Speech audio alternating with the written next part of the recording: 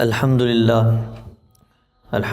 رب العالمین والصلاة والسلام علی محمد الامین فاعوذ باللہ من الشیطان الرجیم بسم اللہ الرحمن الرحیم۔ آپ تمام حضرات کا میں تہ دل سے مشکور ہوں جنہوں نے مجھ ابتدائی طالب علم کی عزت افزائی فرمائی اور دین کی نسبت سے ہم لوگوں کو ایک جگہ پر جمع ہونے کی توفیق ارزانی ہوئی۔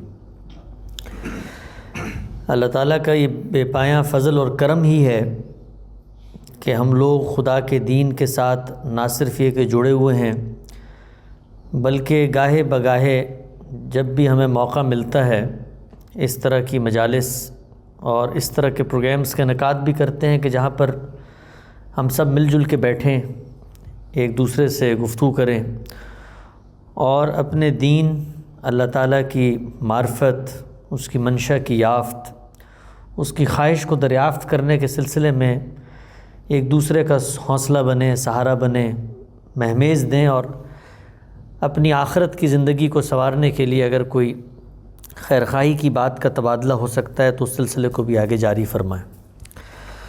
تو میں جتنے بھی لوگ تشریف لائے ہیں طالب علم کو سننے کے لیے ان کا شکر گزار ہوں اور کوشش کروں گا کہ مختصر سے وقت میں دین اسلام کو جس حد تک میں نے پڑھا ہے اور وہ سلسلہ بھی جاری ہے، جو کچھ حقائق سامنے آئے ہیں کچھ آپ حضرات کی سامنے بھی وہ رکھوں میں۔ دیکھیے، اس بات میں تو کوئی شک اور شبے کی گنجائش نہیں ہے کہ یہ کائنات بنائی گئی ہے۔ ہم اپنے ارد گرد جب نظر دوڑاتے ہیں، وہ چاہے ہمارے باطن کے اندر ہو یا ہمارے خارج کے اندر، ہر چیز ایک اتھا معنویت، ایک عمیق گہرائی، ایک غیر معمولی نظم و ربط اور اسی طریقے سے اپنے اندر ایک معنویت اور استحکام رکھتی ہے۔ انسان کا جو اصل شرف اس کو جانوروں سے ممتاز کرتا ہے وہ یہی ہے کہ وہ چیزوں پر غور کرتا ہے۔ یہ غور و فکر کا شرف ہے جو اس کو انسان بناتا ہے۔ انسان کی اگر آپ تحلیل کریں تو انسان تین ہی چیزوں کا نام ہے۔ پہلی چیز، اللہ تعالیٰ نے انسان کو عقل دی ہے۔ یہ عقل ہے جو معلوم سے نامعلوم کا سفر طے کرتی ہے۔ یہ عقل ہے جو چند حقائق کی بنیاد پر مستحکم نتائج اخذ کرتی ہے۔ یہ عقل ہی ہے کہ جس کی بنا پر وہ دنیا میں جینے کا حوصلہ اور سہارا پاتا ہے۔ دنیا کے اندر جو کچھ آپ کو چکا چوند و ترقی نظر آتی ہے، انسانی عقل ہی کی مرہون منت ہے۔ انسان کا جو دوسرا بڑا شرف ہے وہ انسان کے اندر اخلاقی وجود کا ہونا ہے۔ ہم انسان جب دنیا میں آتے ہیں تو اللہ تعالیٰ کا یہ کہنا ہے کہ تمہیں بھیجنے سے پہلے میں نے تمہارے اندر خیر اور شر کا شعور ودیت کر دیا ہے۔ گویا تمہاری بلٹ انہیرنٹ ریم کے اندر ایک چیز میں نے رکھ دی ہے کہ اب وہ تمہارے اندر چسپاں ہے، ہر وقت موجود ہے۔ اس کو آپ فطرت کہیں، اس کو آپ انسان کے شعور کی بصیرت کہیں، اس کو اس کے وجدان کی روشنی کہیں، کوئی بھی اس کا نام آپ رکھ لیں، لیکن اصل میں انسانی شخصیت ہے جو جانتی ہے کہ نیکی کیا چیز ہے۔ ساتھ آپ صلی اللہ علیہ وسلم سے ایک دفعہ ایک صحابی نے پوچھا کہ یہ بتائیے کہ بدی کیا چیز ہے؟ تو آپ صلی اللہ علیہ وسلم نے فرمایا، ہر وہ چیز بدی ہے جو تمہارے دل کو کھٹکے۔ تو دل کے اندر ایک قاضی اللہ تعالیٰ نے بٹھا دیا ہے جو ہر وقت انسان کو یہ فتویٰ دے کر بتا رہا ہوتا ہے کہ کیا نیکی ہے اور کیا شر ہے۔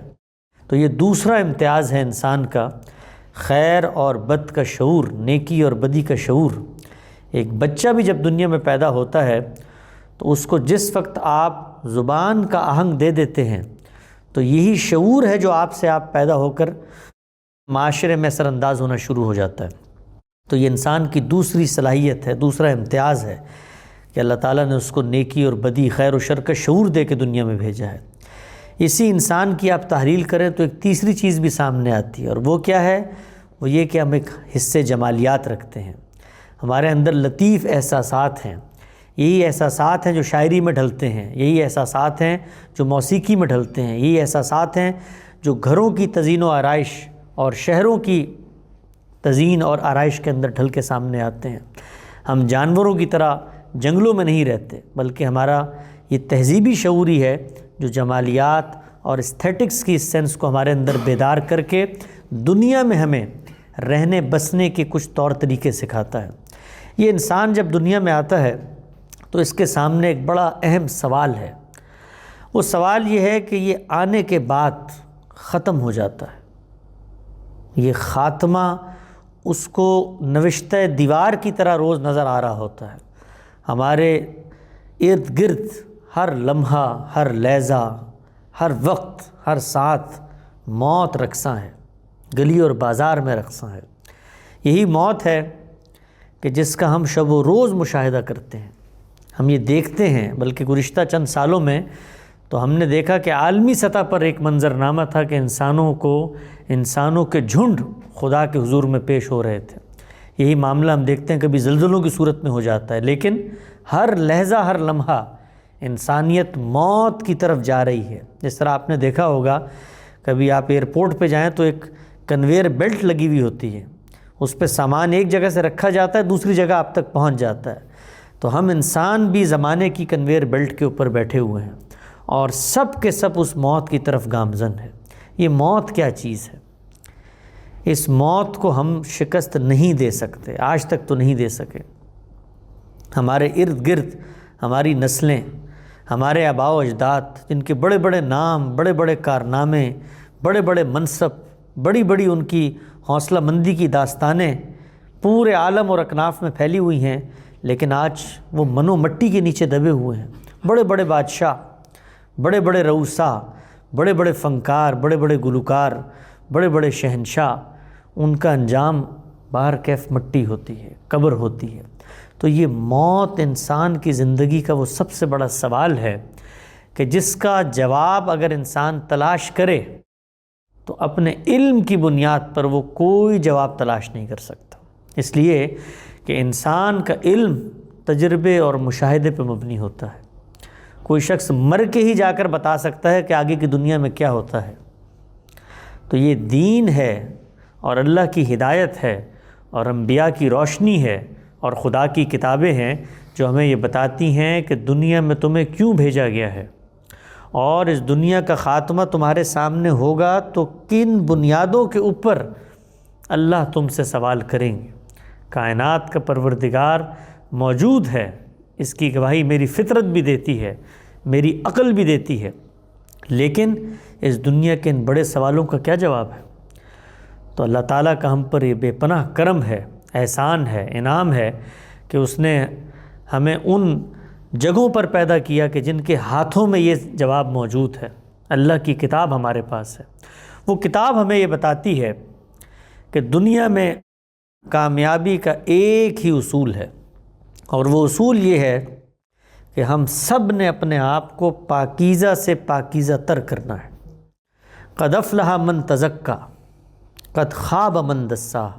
جس نے اپنے آپ کو آلودہ کیا وہ اللہ کے یہاں برباد ہو گیا، ہلاکت میں پڑ گیا، اور جس نے اپنے آپ کو پاکیزہ کیا، پیوریفائی کیا، وہ اللہ کے یہاں کامیاب اور کامران ہو گیا۔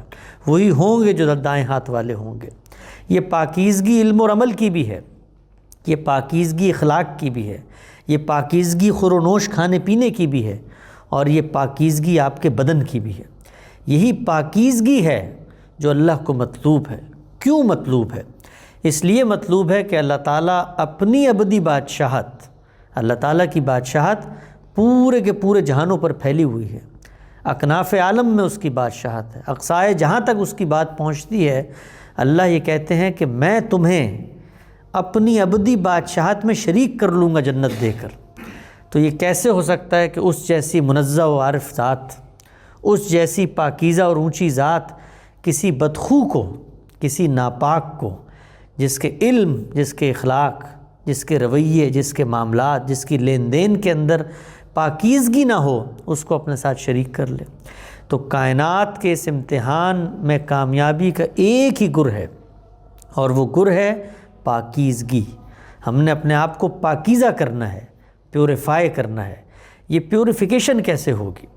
اللہ کے پیغمبر دنیا میں آتے ہیں تو اللہ تعالیٰ یہ کہتے ہیں کہ ہم نے پیغمبروں کو جو مشن سپرد کیا ہے وہ مشن بھی یہی ہے۔ وَالَّذِي بَعَثَ فِي الْأُمِّيِّينَ رَسُولًا مِّنْهُمْ یتلو علیہم آیاتہ ویزکیہم ویعلمہم الکتاب والحکمہ۔ ہم جب پیغمبر بھیجتے ہیں تو وہ کیا کرتے ہیں؟ اللہ کی آیتیں پڑھ کے سناتے ہیں۔ وہ آیتیں جو قانون پر بھی مشتمل ہیں، وہ آیتیں جو ایمان و اخلاق کی باتوں پر بھی مشتمل ہیں، وہی آیتیں ہیں جن کو پڑھنے سے تزکیہ حاصل ہوتا ہے، پاکیزگی حاصل ہوتی ہے۔ پاکیزگی کس چیز کا نام ہے؟ اخلاقیات میں اعلیٰ درجے پر کھڑے ہونے کا نام ہے۔ اخلاقیات کس چیز کا نام ہے؟ اخلاقیات نام ہے ادائے حقوق کا، جس کا جو حق ہے اس کو وہ ادا کیا جائے۔ تو اس کائنات میں بطور انسان کے، بطور مخلوق کے، سب سے بڑا اور پہلا حق جو ہم پر قائم ہوتا ہے وہ ہمارے پروردگار کا ہے۔ ہم عام طور پہ اپنے بچوں کو، اپنے ارد گرد کے لوگوں کو جب یہ تعلیم دیتے ہیں کہ اللہ واحد قہار کو مانو اور شرک سے بچو، تو بظاہر یہ لگ رہا ہوتا ہے کہ جیسے ہم مسلمان ہیں، ہمارے ہاں جس طرح باقی ادیان کے اندر کچھ عقائد ہوتے ہیں، کچھ متس ہوتی ہیں، کچھ مائتھولوجیز ہوتی ہیں، ہم بھی لوگوں کو کہہ رہے ہوتے ہیں ہمارے ہاں یہ چیز حرام ہے، یہ حلال ہے، اس سے بچو، شرک نہیں کرنا۔ یہ شرک کیا چیز ہے؟ شرک مجسم بد اخلاقی ہے۔ ہم خدا کے ساتھ کسی کو ہمسر شریک ٹھہرا رہے ہوتے ہیں جبکہ حقیقت اس سے بالکل برخلاف ہوتی ہے۔ کوئی ہم جھوٹ باندھ رہے ہوتے ہیں۔ یہ جھوٹ میں اپنے لیے کبھی برداشت نہ کروں اگر میرا پڑوسی مجھ پر باندھے اور کہے کہ تم تو چور ہو، تو میں کہوں گا کہ تم ثابت کرو کہ میں چور ہوں۔ یہی جھوٹ ہم عالم کے پروردگار پر باندھ رہے ہوتے ہیں اور کہتے ہیں کہ اس نے فلاں فلاں کو اپنا سبارڈینیٹ، اپنا شریک، خلق اور امر میں اپنا ساجی اور ہمسر اور ہم پلہ بنا دیا ہے۔ تو دین کی دعوت کی اساس اخلاقیات ہے۔ ہم شرک سے بچتے ہیں تو اس کی وجہ بھی اخلاقیات ہے، کیونکہ جب ہم شرک کرتے ہیں تو ہم جھوٹ بول رہے ہوتے ہیں۔ قرآن مجید کو اگر آپ پڑھیں تو اللہ بار بار یہی کہتے ہیں کہ تم نے میرے شریک بنا لیے ہیں، جبکہ میں یہ کہہ رہا ہوں کہ میرا کوئی شریک نہیں ہے۔ تو گویا تم مجھ پر جھوٹ باندھ رہے ہو۔ یہی معاملہ جب ہم اپنے والدین کے ساتھ کرتے ہیں، قرآن مجید نے کہا وَلَا تَقُل لَهُمَا اُفٍّ، ان کو کوئی بیزاری کا کلمہ تک نہ کہو۔ کیا وجہ ہے اس کی؟ اس لیے کہ میری اخلاقی اور روحانی وجود کا یہ تقاضا ہے کہ میں ان سے اپنے تعلق کا اظہار کروں اور ان کے حقوق ادا کروں۔ جب میں بیزاری کے کلمات کہتا ہوں تو میں بد اخلاقی کا معاملہ کرتا ہوں۔ یہی معاملہ اولاد کا ہے۔ جب اولاد پیدا ہوتی ہے تو والدین پہ ان کی ذمہ داری ڈالی گئی ہے۔ کیوں ڈالی گئی ہے؟ اس لیے کہ یہ بھی اخلاقیات کا تقاضا ہے، یہ بھی ادائے حقوق کا تقاضا ہے۔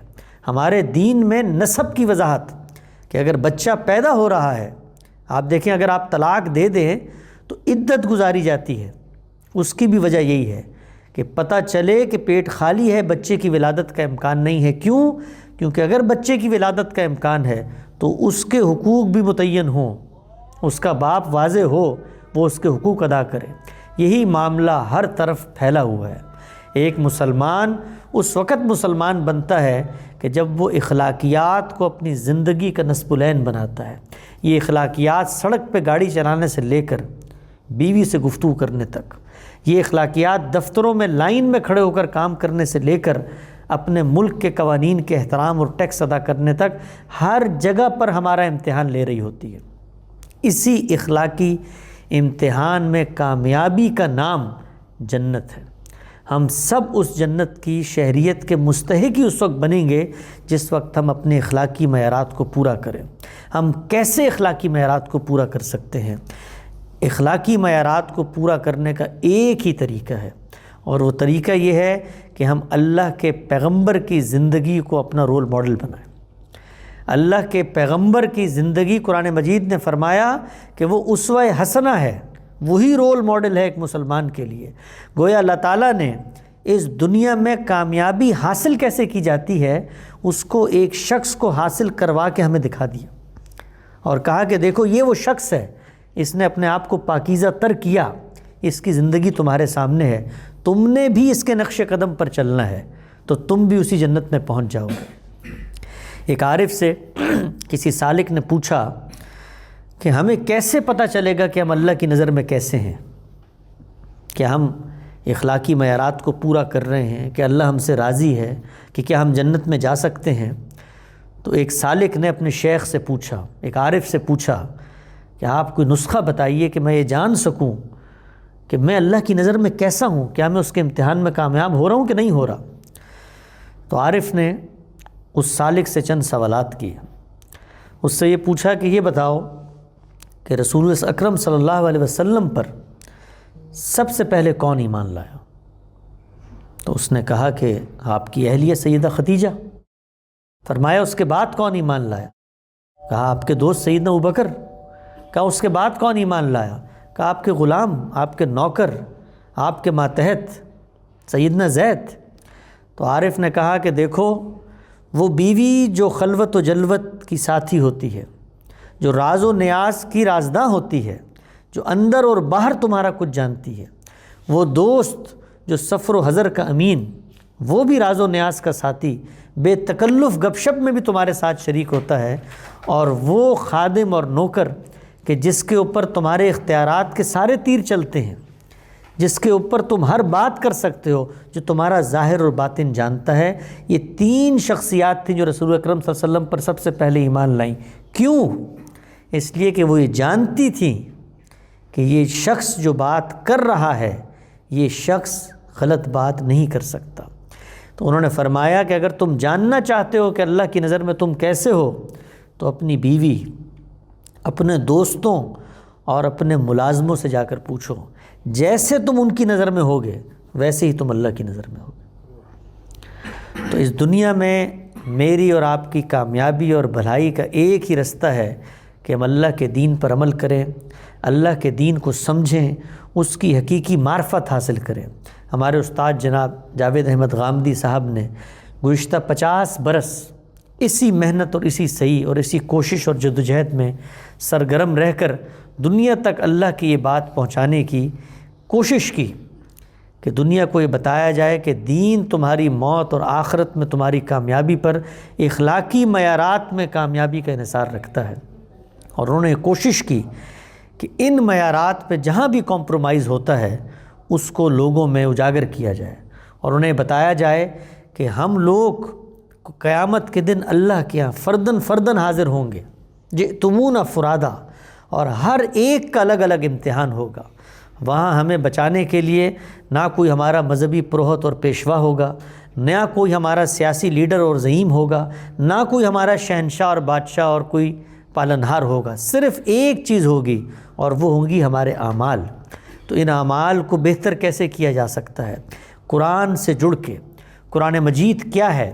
پوری زندگی انہوں نے اسی کو سمجھنے سمجھانے میں گزاری کہ قرآن اللہ کی کتاب ہے، اس سے دامن جڑو، اس سے لو لگاؤ، اس کا مطالعہ کرو۔ یہ دل کا چور پکڑتا ہے، یہ تمہارے دلوں میں چھپے ہوئے بھید اور رازوں کو باہر اگل کے سامنے لے آتا ہے۔ یہ اللہ کا وہ معجزہ اور لافانی کتاب ہے کہ جس کے اندر تمہاری ہدایت بھی ہے اور زندگی کو گزارنے کا پورا لاہ عمل بھی ہے۔ انہوں نے پوری زندگی لوگوں کو اللہ کے پیغمبر کی حدیثوں سے جوڑا، ان کے اقوال سے جوڑا، ان کی باتوں سے جوڑا کہ دین کا سب سے بڑا عالم روئے زمین پر وہ رسالت مآب صلی اللہ علیہ وسلم کی ذات والا صفات ہے، وہی ہیں دین کا تنہا ماخذ، انہوں نے ہی ہمیں قرآن و سنت دیا ہے۔ تو دین کی شرح و وضاحت، اس پر اس کی تفہیم و تبیین، اس پر عمل کا نمونہ اور اسوہ حسنہ وہ پیغمبر کی ذات ہے، وہی حجت ہیں، انہی کی پیروی کرنی ہے۔ ان کے ارشادات سے، ان کی باتوں سے سر منہ انحراف ہم نہیں کر سکتے۔ یہی ہمارے دین اور ایمان کی بنیاد ہے کہ ہم ان کی اطاعت کریں۔ اسی طریقے سے ہمارے استاد نے یہ کوشش کی کہ دین کے نام پر جو قصے، جو کہانیاں، جو تاریخ، جو خارجی اواصر اور نواصر اس کے ساتھ شامل کر دیے گئے ہیں، اس کو بھی الگ کیا جائے، کیونکہ خدا کے دین کے اندر جو سب سے بڑا جرم ہے وہ یہ ہے کہ خدا کے دین میں کوئی چیز خود سے پیدا کرنا، ابتدا، جس کو بدعت کہا جاتا ہے۔ تو خدا کے دین کو خالص قرآن و سنت کی بنیاد پر سامنے رکھ کے انہوں نے پوری زندگی لوگوں کو یہ دعوت دی کہ اللہ کے دین سے جڑو، اور یہ دین بہت سادہ ہے، یہ دین بہت مختصر ہے، یہ دین بہت واضح ہے، اور اللہ تعالیٰ نے ایک کرائٹیریا بتا دیا اس دین کے بارے میں کہ فطرت اللہ التی فطر الناس علیہ، یہ تمہاری فطرت کے مطابق ہے۔ تو جو چیز تمہیں دین پر عمل کرتے ہوئے اگر لگے خلاف فطرت ہے تو اس کا مطلب یہ ہے کہ وہ دین نہیں ہے، وہ دینی فہم ہے کسی شخص نے غلط دینی تصور تم تک بیان کر دیا ہے، ورنہ دین کے اندر نہ کوئی ایچ پیچ ہے، نہ کوئی کجی ہے، نہ کوئی تیڑ ہے، نہ کوئی مشقت ہے اور نہ کوئی زحمت ہے، کیونکہ جس شخص نے ہمیں پیدا کیا ہمیں اس سے بہتر کون جان سکتا ہے؟ تو خداوند عالم جس نے ہمیں پیدا کیا اس کی شخصیت سب سے منزہ اور بلند تر ہے، اس نے یہ دین تشکیل دیا ہے۔ تو ہم سب کی یہ ذمہ داری ہے کہ اپنی زندگیوں میں موت کے آنے سے پہلے اس دین کی سچی معرفت اور صحیح بصیرت حاصل کریں۔ اسی طریقے سے جب ہم کسی معاشرے میں رہتے ہیں تو کچھ ذمہ داریاں ہماری ہوتی ہیں، یہی معاملہ ہماری اولادوں کا ہے۔ رسالت مآب صلی اللہ علیہ وسلم نے فرمایا کہ خود کو اور اپنے اہل و عیال کو جہنم کی آگ سے بچاؤ۔ اور آج کا دور وہ دور ہے کہ جس کے اندر آپ بچوں کو، بالخصوص نوجوانوں کو، محض یہ کہہ کر دین منتقل نہیں کر سکتے کہ یہ تو میرے آبا کی روایت ہے، مجھے یہ لگتا ہے کہ یہ چیز ٹھیک ہے۔ وہاں پر آپ کو بتانا پڑے گا، ریزننگ کرنی پڑے گی، اس کے پس منظر میں جو استدلال اور اس کے پس منظر میں جو ریزن کار فرما ہے، علت اور سبب اور مقصد کار فرما ہے، وہ بتانا پڑے گا۔ اگر ہم وہ نہیں بتائیں گے تو ہماری نسلیں شاید تہذیبی دباؤ میں تو مذہب کو قبول کر لیں، دل سے کبھی قبول نہیں کر سکیں گے۔ تو دین کے احکامات کی حکمتیں کیا ہیں، ان کے سبب کیا ہیں، یہ کام بھی ہمارے استاد جناب جاوید احمد غامدی صاحب نے بڑے پتے پانی کو ایک کر کے، بڑی چربی گھلا کر اپنی کتابوں میں کی ہے۔ اور آپ ان کی کتاب کہیں سے بھی کھولیں، مذہب پر کوئی بھی سوال پیدا ہوتا ہے ان کے سامنے رکھیں تو وہ بتائیں گے کہ قرآن و سنت کی روشنی میں وہ کیا پس منظر ہے جس میں یہ دیا گیا ہے۔ اور اگر وہ پس منظر واضح ہو جائے تو نہ صرف یہ کہ مسلمانوں کے لیے اس میں ایک ہدایت ہے، بلکہ عالمی سطح پر اگر ہم اس کو لوگوں کے سامنے رکھیں تو انسانیت کی ہدایت بھی اس کے اندر پائی جاتی ہے۔ تو ہم نے کوشش کی کہ مختلف ادارے دنیا بھر میں قائم کیے جائیں جہاں پر اسی پیغام کو عام کریں۔ یہی پیغام امریکہ میں بھی ایک چھوٹا سا ادارہ بنایا ہے، وہاں پر بھی ہم اپنی طالبانہ کوشش کر رہے ہیں اس امکان کے ساتھ کہ ہم بھی انسان ہیں، ہم سے بھی غلطی ہو سکتی ہے، ہماری غلطی اگر کوئی ہم پر واضح کر دے تو آگے بڑھ کے شکر گزاری کے ساتھ اس کا ہاتھ تھامیں اور ہم کہیں کہ تم ہمیں صحیح رستہ دکھا دو۔ تو اسی اپنائیت اور خیرخواہی کے جذبے کے ساتھ دنیا بھر میں جاتے بھی ہیں، لوگوں سے ملتے بھی ہیں، اور یہی چیز ہے جو خود ہماری تذکیر و یاد دہانی کا باعث بنتی۔ سب سے پہلے ہم نے اللہ کے حضور پیش ہونا ہے تو ہم اللہ کو جواب دیں۔ تو یہ جو کچھ گزارشات میں نے آپ کے سامنے رکھی ہیں، اس کا اولین مخاطب میں خود ہوں کہ ہم خود اس پر عمل کریں اور اللہ کی جنت کے مستحق بن سکیں۔ اور اس کے اندر نیکی خیر کی کوئی بات آپ کو بھی لگتی ہے تو کوشش کریں کہ زندگیوں کا وقت نکال کے اللہ کے دین کی صحیح معرفت حاصل کریں، صحیح بصیرت حاصل کریں، شعور کے ساتھ اس کا اپنا تعلق مضبوط کریں۔ جب شعور آئے گا تو آپ دیکھیں گے کہ عبادت میں حلاوت بھی محسوس ہوگی، نماز کی حکمت بھی واضح ہوگی۔ پھر لوگوں کو آپ کو نہیں بتانا پڑے گا کہ نماز کا وقت ہے، پھر آپ کا دل چاہے گا کہ اٹھیں اور جس طرح اپنی بوڑھی ماں کا ہاتھ تھام لیتے ہیں اسی طرح کائنات کے پروردگار اور اپنے پالنہار کے پاس جائیں اور اس سے اپنے تعلق کا اظہار کریں۔ یہ نمازیں اس کی ضرورت نہیں، میری ضرورت ہے، یہ روزے اس کی ضرورت نہیں، میری ضرورت ہے، یہ زکوٰۃ اس کی ضرورت نہیں، میری ضرورت ہے۔ اس نے فرمایا کہ تم قربانی کرتے ہو تو تمہارا گوشت اور خون مجھ تک نہیں پہنچتا، لیکن تمہارے دل کے اندر چھپا وہ خوف کا جذبہ ہے جو مجھ سے تعلق کے اظہار میں مجسم ہوتا ہے۔ تو ہم سب کو یہ چاہیے کہ آگے بڑھیں، اللہ کے دین کی صحیح معرفت حاصل کریں۔ اسی سلسلے کو مختلف اداروں نے آگے بڑھایا ہے، اور میں یہ بھی عرض کر دوں کہ صرف ہم دین کا کام نہیں کر رہے، دنیا میں ہزاروں لوگ ہیں جو دین کی یہی خدمت کر رہے ہیں اور ہم سے بہتر طریقے سے کر رہے ہیں۔ ان سے بھی ملیں، ان سے بھی اپنا تعلق استوار کریں اور ان سے بھی سیکھیں سمجھیں، سب سے سیکھیں، سب سے استفادہ کریں، لیکن ہمیشہ محبت کا جذبے کے ساتھ، علم کے جذبے کے ساتھ، عقیدت صرف اللہ کے پیغمبر سے، احترام سب کا، اور چیزوں پر عمل درآمد استدلال کے ذریعے۔ یہ ہماری دعوت ہے، اسی پیغام کو لے کر ہم دنیا بھر میں جاتے ہیں۔ اقول قولی ھذا واستغفر اللہ لی ولکم ولسائر المسلمین۔